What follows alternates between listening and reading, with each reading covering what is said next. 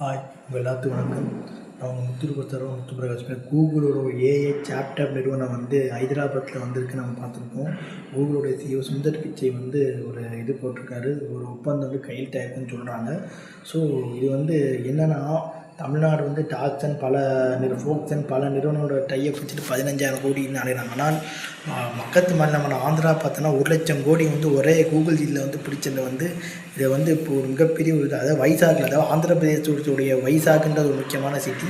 அந்த வைசாக்கில் இந்த Google AI chat நிறுவனம் வரப்போதெல்லாம் சொல்லியிருக்காங்க. ஸோ இது வந்து நம்ம எல்லோரும் ஒரு பெருமைக்கூட விஷயம் தான். தென்னிந்தியாவில் ஹைதராபாத்து அதாவது மன்னிக்கணும், ஆந்திர பிரதேசத்துடைய விசாகப்பட்டினத்தில் வந்திருக்கு.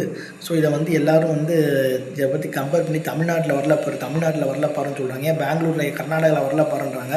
கர்நாடகா சொன்னோன்னா காங்கிரஸ் ஆள்கின்ற மாநிலம், தமிழ்நாடு பாஜகவுக்கு எதிரான மாநிலம் தெரியும். ஸோ அதனால தான் இந்த முடிவை வந்து எடுத்துருக்காங்க. இதனால் சந்திரபாபு நாயுடு, ஆந்திர முதலமைச்சர் சந்திரபாபு நாயுடுவை எல்லோரும் வெகுஜனமாக பாராட்டுறாங்க.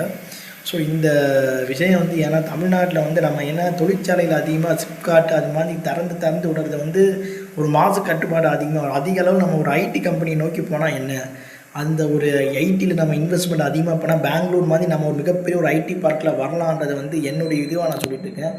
தொழிற்சாலையில் வந்து கழிவுகளை வந்து நம்ம எங்கே கொட்டுவோன்ற அந்த ஒரு சிந்தனை வருது.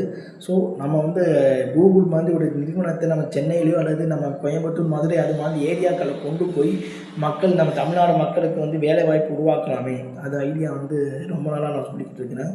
ஸோ இந்த இதை நம்ம வந்து கொண்டு வரணும். பக்கத்து மாநிலத்தில் ஆந்திர பிரதேசத்தில் வந்துருக்குன்னு சொல்கிறாங்க. ஏன் பீகாரில் போல, ஏன் உத்தரப்பிரதேசத்தில் போல, அங்கெல்லாம் இங்கே கூலி வேலை செய்யறதுக்கெல்லாம் வரமாட்டாங்களே, அந்த சிந்தனை வந்து நம்ம 56 இன்ச்சு மோடிஜிக்கு இல்லைன்றது வந்து வருத்தமாக இருக்குது. ஆந்திர பிரதேசம் ஆல்ரெடி வளர்ந்த மாநிலம், எல்லாம் படிப்பறிவை நோக்கி அமெரிக்கா, லண்டன் தான் போவானே தவிர உத்தரப்பிரதேசத்துக்கு மத்திய பிரதேசம் போய் சேர மாட்டான்.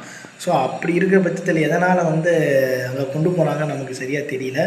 ஸோ இது இருந்தாலும் ஒரு மகிழ்ச்சியான ஒரு செய்தியாக தான் நான் நினைக்கிறேன். ஏன்னா வட இந்தியாவில் போகலான்றது வந்து எந்த அளவுக்கு தென்னிந்திய மாநிலங்கள் வந்து அமெரிக்க நாடு நம்புங்கிறத வந்து இதை குணமாக தெளிவாக தெரிந்து சொல்லி என் வீடியோ நான் முடிச்சுக்கிறேன். உங்களை விட முத்துப்பிரகாஷ். பாய்.